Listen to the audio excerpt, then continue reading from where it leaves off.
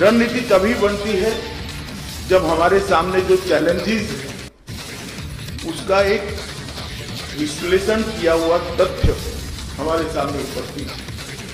रणनीति तभी बनती है कि चैलेंजेस को मिट करने के लिए हमारे पास जो संसाधन उपलब्ध है इसकी हमें जानकारी है। रणनीति तभी बन सकती है कि दोनों के बीच में गति का जो अंतर है उसको भी हम एनालिसिस कर विश्लेषण कर हमारी रणनीति का हिस्सा करें। तो रणनीति का खाका तैयार करने के लिए एनसीआरबी देश के आंतरिक सुरक्षा के लिए और विशेषकर लॉ एंड ऑर्डर की स्थिति को संभालने के लिए एनसीआरबी का बहुत बड़ा रोल है। इसका मैंने में जब राज्य में गृह मंत्री था तब मैं राज्य में गृह मंत्री था तब गुजरात के पास पड़ोसी राज्यों के जिले गुजरात के समृद्ध राज्य है, औद्योगिक राज्य, महाराष्ट्र की औद्योगिक राज्य, राजस्थान, मध्य प्रदेश, ये सबकी सीमाएं जहां सटती थी वहां पहले क्राइम कॉन्फ्रेंस आईजी की रेगुलर तरीके थी। मैं जितने वर्ष गृह मंत्री रहा मैंने बहुत आग्रह किया था कि एक स्टेट के साथ या दाहोद जैसे क्षेत्र में 3 राज्यों के साथ क्राइम कॉन्फ्रेंस निरंतर हो, हर 3 महीना हो, परिणाम लक्षी हो, एजेंडे के साथ हो और निरंतर। मगर जब क्राइम कॉन्फ्रेंस में आना जाना एक अलग बात है, इसको परिणाम लक्षी बनाने की बात आती है तो डेटा चाहिए। सीमा के उस पार क्या हो रहा है, सीमा के इस पार क्या हो रहा है, कौन कॉमन एलिमेंट है जो दोनों और परेशान करते हैं, कौन एक राज्य में गुना करते दूसरे राज्य में बना दे रहे हैं। ये सारी चीजों को जब ढूंढने बैठते तो एनसीआरबी का डेटा बहुत काम में आता था और इसके माध्यम से सीमांत जिलों की लॉ एंड ऑर्डर को कंट्रोल करते हैं। इसके साथ साथ जब विभिन्न राज्य भी अब पुलिस की 1 साल की कार्य योजना बनाने बैठे, मैं 9 साल राज्य का गृह मंत्री रहा, 8 साल तक ये कार्य योजना बनी और जब पुलिस की 1 साल की कार्य योजना बनाने के लिए पुलिस की टीम बैठी, जब मेरे सामने अंतिम प्रेजेंटेशन आता था तब ये निश्चित रूप से मालूम पड़ता था कि इसका सोर्स एनसीआरबी। 40 स्लाइडों का प्रेजेंटेशन अप्रोक्सीमेटली हो तो उसमें से 30 स्लाइडों का आधार एनसीआरबी का डेटा। मैं ये इसलिए बता रहा हूं कि काफी सारे राज्यों के अधिकारी भी इसको देख रहे हैं।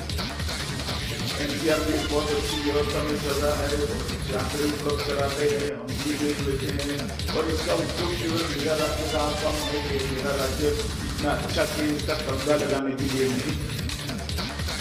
एनसीआरबी का जो डेटा होता है इसका उपयोग हर राज्य ने अपनी वार्षिक पुलिस की रणनीति बनाने के लिए करना चाहिए और क्राइम कंट्रोल में इसका मल्टी डायमेंशनल मल्टी पर्पज उपयोग, तब जाकर एक संस्था परिणाम लगती।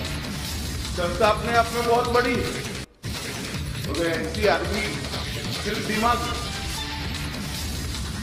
व्यक्ति का सिर्फ दिमाग हो और हाथ और पैर कुछ न करेंगे क्या हो, सुनते ही रह जाओगे, सुनती में भी सारी चीजें रहेगी।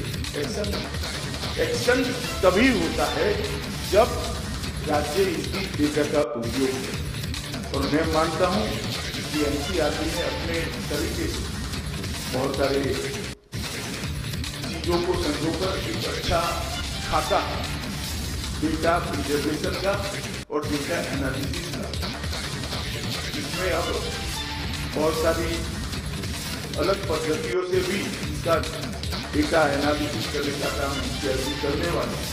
परंतु मेरा आग्रह है अभी भी ये सब तभी उपयोगी हो सकता है जब इसको सिर्फ एक पुस्तक न माने, पुस्तकालय का पुस्तक न माने, उसको हर जिले, हर थाने और हर रेंज में और डीजीपी मुख्यालय पर इसका एनालिसिस कर इसका उपयोग करने की।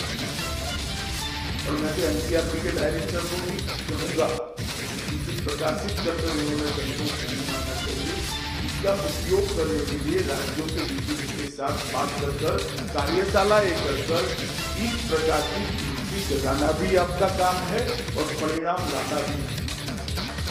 सिर्फ डेटा बनाने से कुछ नहीं, राज्यों में जाकर संवाद करना पड़ेगा, राज्यों में जाकर इसकी दृष्टि देनी पड़ेगी और राज्यों में जाकर इसका उपयोग किस प्रकार से होगा।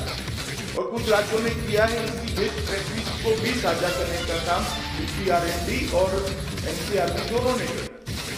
ये जब होगा तभी ये 100% उपयोग में आए और मैं मानता हूं कि ये हमें करना चाहिए। आज साइकिल मोबाइल ऐप लॉन्च किया है, मुझे लगता है कि तो उपलब्धि ही थी, अगर आप मोबाइल पर आने से काफी लोगों को इसकी उपलब्धता और उपयोगिता दोनों बढ़ जाएगी। अब तक लगभग 12,500 लोग पर रजिस्टर्ड हो चुके हैं, मगर अब मोबाइल पर आने से अपने फ्री टाइम में भी कोई इसका उपयोग कर ट्रेनिंग कर पाएगा, तो मुझे लगता है कि इसका बड़ा फायदा होगा।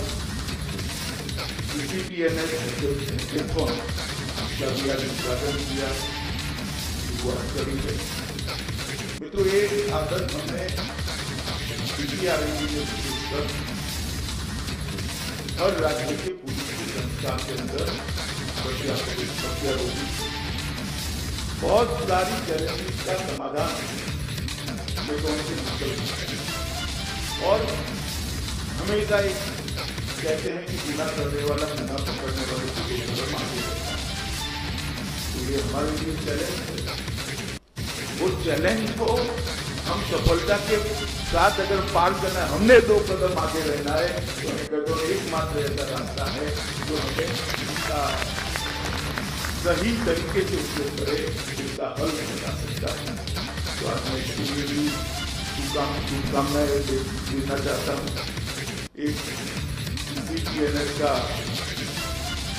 वो बड़ा काम भारत सरकार ने किया है और उसका उपयोग जो हो रहा है वो 7 अर्थ में संतोषजनक। ICAS का प्रोजेक्ट का क्रियान्वयन भी NCRB को मिला है।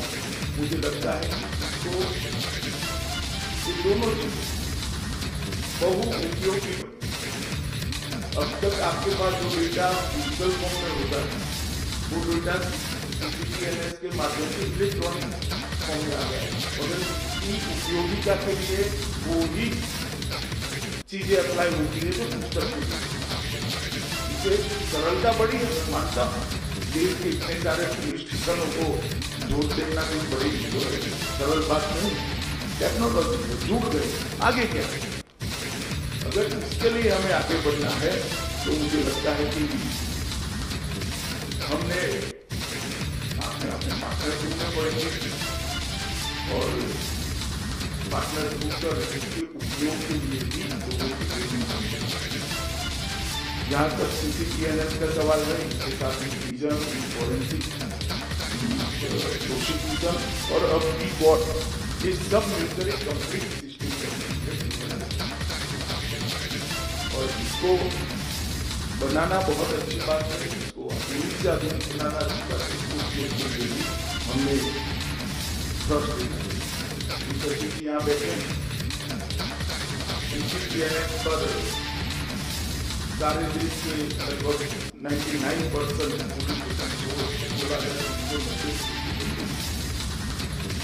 आपका ही प्रोजेक्ट है, परंतु केंद्रीय एजेंसियां इसके अंदर